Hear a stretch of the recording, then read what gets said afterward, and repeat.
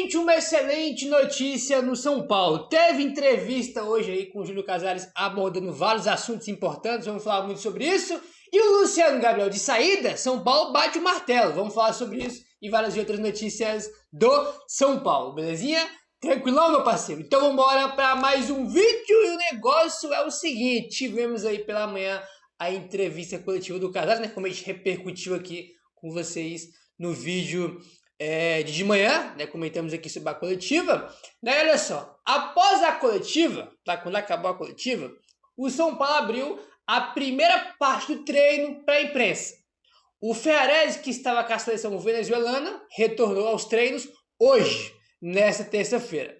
O Gonzalo Tapia, que estava servindo a seleção do Chile, também voltou, só que o Tapia voltou na segunda, então o Tapia, ele voltou na segunda, já treinou na segunda e treinou hoje, né, então tipo assim, o Tapia já não é novidade, a novidade é o Ferrarese, que a gente comentou com você de manhã, porque o Ferrarese, ele ia jogar hoje, né, um amistoso lá nos Estados Unidos, só que o amistoso foi cancelado, então como foi cancelado, ele teve um retorno aí antecipado do que era o previsto, então ele voltou hoje, né, já treinou e é um reforço aí para enfrentar o Grêmio, né, o Tapia já tinha voltado na segunda e o Bobadilha jogou hoje contra a Coreia do Sul. Falta o Bobadilha voltar agora, né, são os 3 jogadores do São Paulo que estavam aí servindo as suas seleções e já estão de volta, né, porque data FIFA acabou para todo mundo, né, o último aí foi o Bobadilha que jogou hoje contra a Coreia do Sul, belezinha? Agora, meu parceiro, vamos para a coletiva, porque tem muito assunto, né? Não é todo dia que a gente tem uma entrevista coletiva, né? Tinha 1.600 e não sei quantos dias aí que o Casares não dava uma entrevista coletiva, né? Para falar sobre os assuntos do São Paulo. Eu sempre gosto de falar aqui, né? Porque é um tema interessante, que nas coletivas, quando chega um jogador novo, contratação nova, o Casares chega lá, apresenta o cara, camisa, fotinha, sai rasgando elogios para a contratação, né, para inflamar o ego dele da diretoria. E, né, pegar as coisas dele, irmão, mete o pé e deixa o cara lá falando sozinho. Nos outros times, né, também tem vários times que fazem isso. O jogador é contratado, ele fica lá para responder as perguntas, só que o presidente também fica lá para responder perguntas, né, caso os jornalistas tenham alguma pergunta para o presidente, né. Então tem muitos presidentes que ficam na coletiva, né, para responder alguma pergunta, caso seja necessário. No caso do Casares, ele nunca fica, ele pega as coisas dele e mete o pé, né? Sempre assim, sempre corre aí das perguntas. E hoje ele deu uma entrevista coletiva aí pela manhã, né? Falando sobre os assuntos aí do São Paulo. E ele trouxe aí uma ótima notícia. Vamos ver se vai se concretizar de verdade, mas ele trouxe uma notícia boa. A gente sabe que tudo que vem aí dessa diretoria tem que ficar com o pé atrás por motivos óbvios. A gente já conhece muito bem esses caras aí, né? Mas daqui a pouco a gente vai chegar nessa notícia boa que ele trouxe aí. O primeiro ponto aqui que a gente vai abordar é a questão da SAF, tá? Da SAF aí, dizendo que não tem intenção de virar SAF não, abre aspas pro Casares. A instituição São Paulo Futebol Clube não pode ser movida pela vontade única de um líder, de um presidente, de um diretor. Tem que haver um contexto. Por exemplo, lá vem o FIP, que tanto traz polêmica. É bem diferente de uma SAF, porque não dá circulação patrimonial. Você não vende absolutamente nada. Vende sim, né? 30% da base vai ser vendido nesse acordo aí, né? Então não é exatamente isso aqui que o Casares aí falou, entendeu? A SAF é algo muito maior, porque você dá a chave para o dono e ele faz o que quiser, fecha aspas para o Casares, já discorda aqui de muita coisa. Primeiro que é o seguinte, que um clube do São Paulo não pode ser movido por uma vontade única, por um líder, por um presidente, por uma pessoa, que no caso seria o dono. Só que, cara, o São Paulo ele é movido hoje por 200 e não sei quantos conselheiros, né?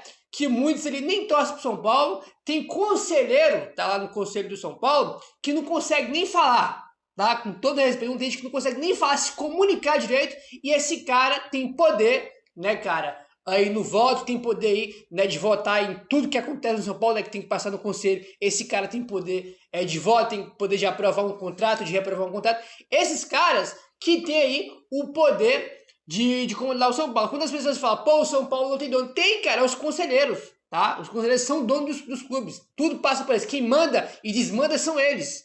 Existe sim um dono, e são 200 e poucos conselheiros que tem lá, né?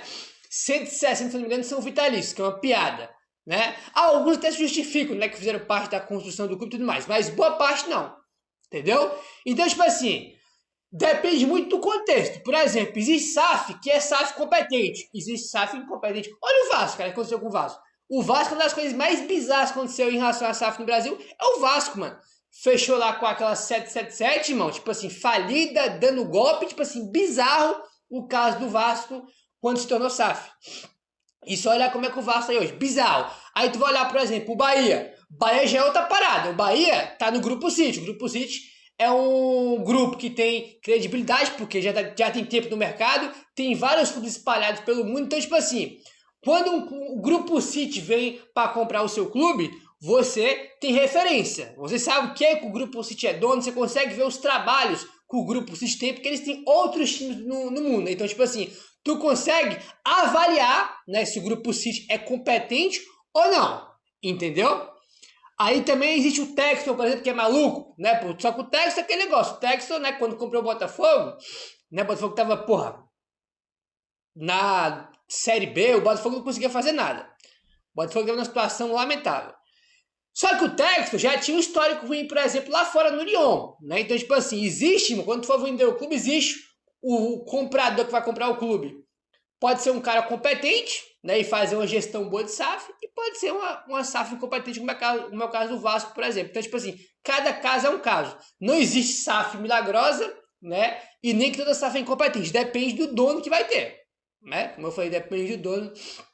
Aí, eu sempre gosto de pegar muito o exemplo do Vasco, né, que deu tudo errado, e do Grupo City, que investe no Bahia, tá dando certo, né? É outro tipo de gestão, outro tipo de coisa, né? Então, tipo, tem um exemplo muito bom que é o Bahia, e tem um exemplo bizarro que é o Vasco, né? Então, tipo assim, não dá pra falar que é uma regra SAF, né, cara? Depende muito aí do contexto, né? E esse negócio também eu não concordar que o São Paulo não pode ser aí, né, cara, ser movido pela vontade de uma pessoa. Cara, a gente é movido pela vontade de tantos conselheiros que a metade entende de futebol, tem gente que não consegue nem falar, tem gente que nem torce pro São Paulo, então, tipo assim, não sei se existe essa diferença muito grande. Ainda mais um clube igual o São Paulo, que é um clube antidemocrático, né? O clube mais fechado do futebol brasileiro é o São Paulo. O clube mais antidemocrático do Brasil é o São Paulo, porque ele é muito fechado e ninguém consegue entrar lá, né? Então, tipo assim, muita hipocrisia, que não pode ser movido por uma pessoa. Porra, pelo amor de Deus, né, cara? Isso aí pra mim é demais, né?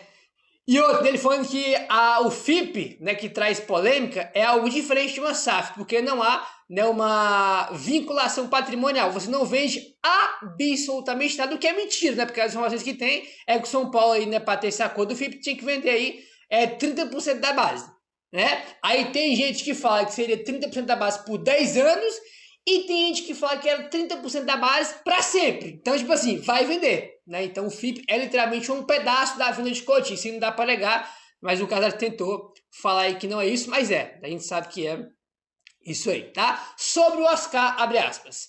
Acredito que o Oscar seja um atleta que a contratação foi responsável. O fato dele se contundir está dentro de um panorama esportivo. Outros jogadores também têm essa mesma intercorrência em razão de vários jogos e de gramados diferentes. Nós esperamos que esperamos que ele esteja conosco no elenco, recuperando e logo possa trazer alegrias. Ele foi realmente contratado com uma parceria de pouco menos da metade aportada pelo patrocinador. Isso não muda. Isso muda, nos traz até uma certeza de que a renovação de contrato com a Superbet, que hoje talvez é o segundo patrocínio do Brasil em termos de valores. Teve também a colaboração da chegada do Oscar, fecha aspas aí para o Casares. Eu não entendi esse negócio que ele falou que a Superbet aí, né, hoje talvez seja o segundo patrocínio do Brasil em termos de valores, né? Aí ele põe o Oscar, né, incluso aí no meio, tá? Então, enfim, ele fala que a questão do Oscar, ele tem 3 pontos aqui. Ele fala que, primeiro, que a questão de se machucar faz parte do futebol, né? Parte esportiva é normal. Aí fala que é por causa de vários jogos e gramados aí diferentes. Aí ele fala que, né, ele confirma aquele negócio que saiu quando o Oscar chegou, né? Que uma parte do salário quem paga é a Superbet, entendeu?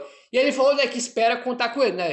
Esperamos que ele esteja no nosso elenco, né, recuperado e que possa trazer alegrias. Então, tipo assim, vai recidir, vai embora. A princípio, não. A não ser que aconteça uma mudança radical aí, né? Mas a princípio ele deve continuar assim para o ano que vem, né?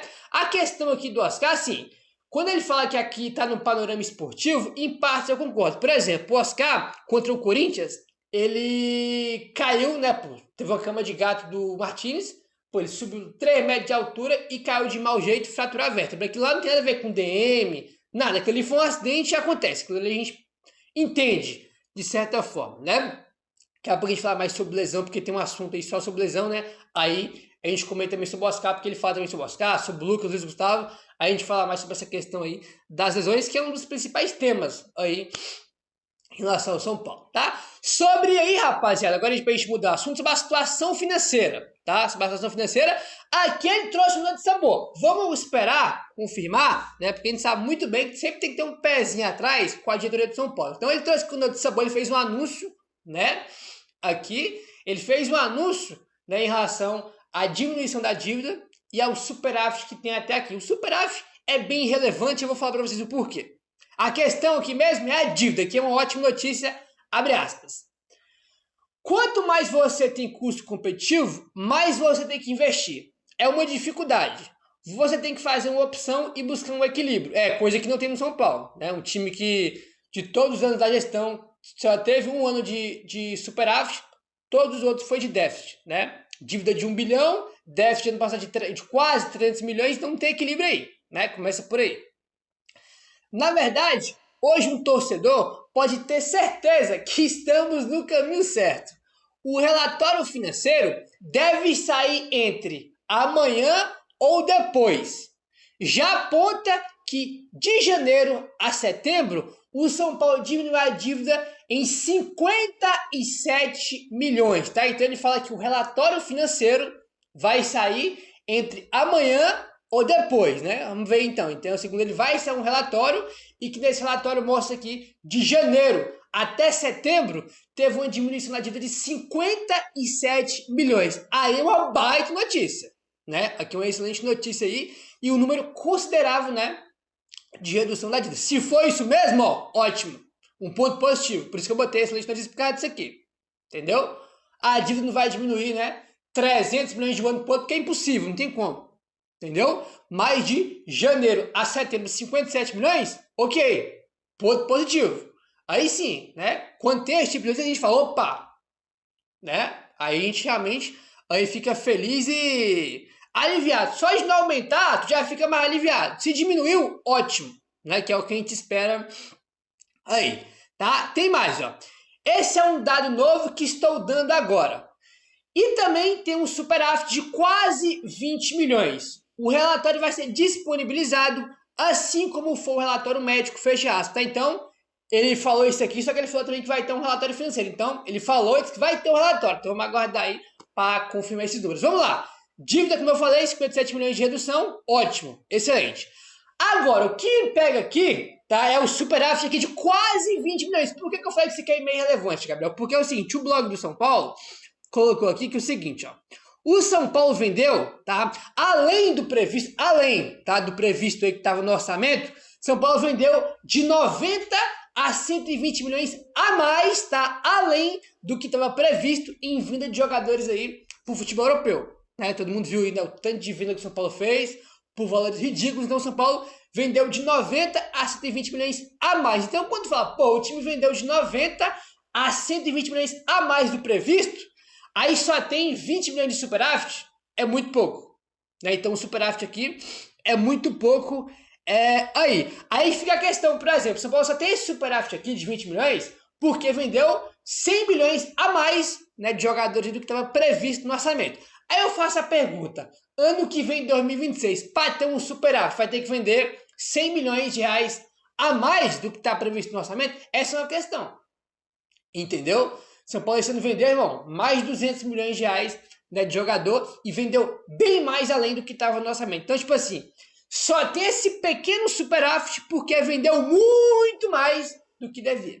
Então, ano que vem, a pergunta eu faço de novo. Para ter superávit que vem, vai ter que vender muito mais do que vendeu?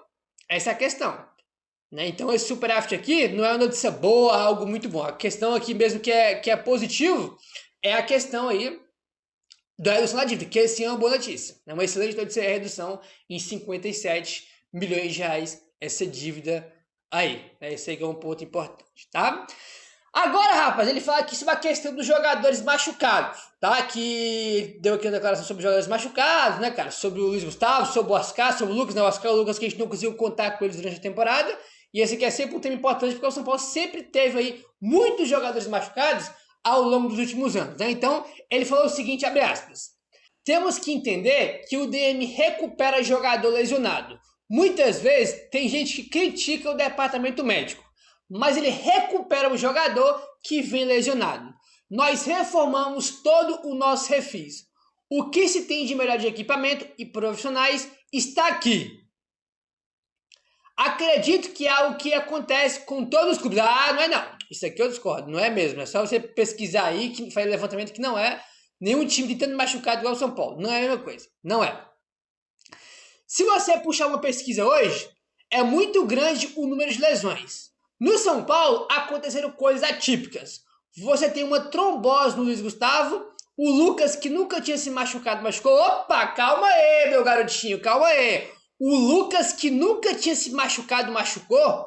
Aí, tá vendo que eu falo que os caras pensam que a gente é otário? Como assim o Lucas nunca se machucou? O Lucas se machucou várias vezes em 2024, se machucou já em 2023, em 2025, né? Como assim o Lucas aí nunca se machucou? Claro que se machucou. Inclusive, ano passado ele tinha uma sequência de lesões em 2024, uma sequência. Ele teve, se não me engano, 3 lesões só muscular no passado. Uma atrás da outra, né? Então, falar que ele não vinha se machucando é mentira. O caso do Luiz Gustavo, né, que foi a trombose, aí sim é algo, né, que não tem nada a ver com DM, preparação física, é um problema de saúde, né? Aí realmente eu concordo com ele. E o Oscar com uma infelicidade. Os 3 centroavantes com LCA, sem contar outras corriqueiras. É um conjunto de excesso de jogos, gramados ruins e também outras coisas. Você joga no gramado sintético de uma qualidade e depois joga no sintético de outra qualidade. Você joga em gramados ruins e tem um excesso de jogos. Você tem que pensar que tem um elenco de 40 atletas no mínimo. Temos bons profissionais que os colocam para jogar novamente. Mas temos que entender que isso no Brasil é como uma questão de calendário também. Péssimos gramados e estruturas, além de viagens e etc. Fecha aspas. A questão do Luiz Gustavo, sim, não tem culpado dele nada, porque, repito, é um problema de saúde que não tem nada a ver com futebol, né? É um problema de saúde grave que ele teve. O Lucas, ele mentiu, né? O Lucas que nunca tinha se machucado, machucou, que é mentira, o Lucas já se machucou várias vezes, né? Essa questão também que ano passado ele teve várias lesões aí seguidas da outra. A questão do LCA me pega muito dos 3 centroavantes, tá? Porque eu não acredito muito que seja só azar. Nossa, azar, não sei o quê. Não acredito nisso. Eu acredito em competência e incompetência, né? Então, o tromboembolismo do Luiz Gustavo pode tirar fora aí, não tem o que falar. O Oscar fraturar as 3 vértebras também não tem nada a ver com o Dempo. Ele caiu de mau jeito lá e fraturou, que lá foi um acidente, né? Agora, por que o Oscar machucou a panturrilha agora se o cara acabou de voltar e nem jogou? Essa é uma questão, né? Por quê? Por que o Lucas ficou 6 meses fora, desde o jogo que ele se machucou com o Palmeiras até voltar? Por que o Lucas ficou 6 meses fora, né, do jogo do Palmeiras da semifinal até a cirurgia que ele fez no joelho? Nesse período ele ficou 6 meses fora. Demoraram 5 meses para entender que ele tinha uma fibrose no joelho e que era isso que causava a dor no joelho dele. Só depois de 5 meses fez essa artroscopia para retirar a fibrose, que era o que causava a dor no joelho do Lucas. Então essa é a questão também, né? Isso aí é uma questão também bem relevante, tá bom? Bom, seguindo aqui, rapaziada, tá esse negócio também do Luciano vai embora parada, com não sei o que lá, tá? E o Casares falou que Oscar, Lucas, Luciano conta com os 3 pro ano que vem. Normalmente, o Casares falou, abre aspas aí, sobre esse tema. Aí no outro dia, o São Paulo prefere vender o Luciano pro mercado árabe. Eu não sei de onde saiu isso. O Luciano é jogador do São Paulo. Nós não temos propostas nenhuma por ele. Nenhuma por ninguém. Não tem janela aberta. Portanto, Lucas, Oscar e Luciano, contamos com eles. Se houver um fato novo na janela, nós vamos discutir. Fecha aspas para o Casares, falando que não tem nada pelo Luciano, negócio de mercado árabe, que não sei o que. Segundo ele, não tem nada. E o Oscar, Lucas, Luciano, os 3, o São Paulo conta com eles aí, né? Por ano que vem, a janela está fechada. Caso chegue uma proposta, se houver um fato novo, né? Que é uma proposta aí, né? Que chegue por algum dos jogadores, o São Paulo vai avaliar né? Vai ver se é bom negociar o jogador ou não, né? Mas a princípio São Paulo vai bater o martelo aí, né? O Casares bateu o martelo e diz que conta com o Luciano novamente, a não ser que chegue uma proposta aí, né? Que seja boa pro São Paulo negociar. Não sei se boa, né? Porque o São Paulo tem um histórico aí já de não precisa ser uma proposta boa para negociar. A gente sabe muito bem por quanto já que o São Paulo costuma vender os seus jogadores aí. Então, a princípio, né, batendo o martelozinho com o Luciano, fica aí no São Paulo. Ah, o Oscar vai decidir. Cara, tem gente que vive no mundo da lua, né, cara? Eu vi ontem, né, gente, que o Oscar tem que ir embora. O Luciano tem que ir embora. Cara, como é que vai decidir o contrato do Oscar, cara? Ele tem, tipo assim, 3 anos de contrato com o São Paulo, recebe um salário gigantesco. Quem vai pagar o dinheiro para decidir com o Oscar? Né, pô, tem gente que às vezes falta um parafuso à mesa, cara. Não vai decidir com o Oscar. O único cenário de rescindir o contrato com o Oscar é se o Oscar quiser sair e ele abrir mão do que tem para receber. Aí existe um cenário. Agora, ele não vai fazer isso, porque ele tem um contrato aí, pô, gigante, 3 anos, né, gente? Então, tipo assim, vamos pensar um pouquinho, né? Rescisão do Oscar é algo que não tem nem pé nem cabeça. Tipo assim, só existe um cenário para rescisão do Oscar que eu falei. É ele querer sair, ele abrir mão do que tem para receber. Aí sim, agora, ele não vai sair do São Paulo com o contrato rescindido, com o São Paulo pagando, né, o que ele tem para receber de um contrato que é de 3 anos de duração. Né? Então, tipo assim, não faz nem sentido o negócio desse. Estou falando isso porque ontem, quando saiu a informação que o Oscar se machucou de novo, todo mundo, meu Deus, rescinde, manda embora. Né? Assim que a bunda toca. Né? Se fosse, seria ótimo, né? Porque tu poderia mandar qualquer jogador embora e acabou. Mas não é assim. Tem um contrato ali, tem que pagar o cara. Né?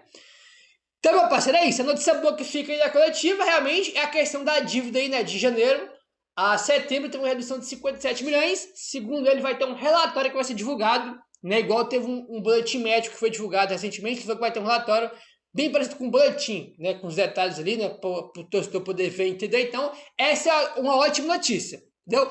Superávit, tanto porque o superávit é um superávit pequeno pelo tanto de jogador que o São Paulo vendeu. Né? A notícia boa mesmo aí é a redução da dívida. Aí sim, uma ótima notícia, né? Meu querido, se inscreve no canal, deixa o like, valeu, tamo junto e saudações tricolores.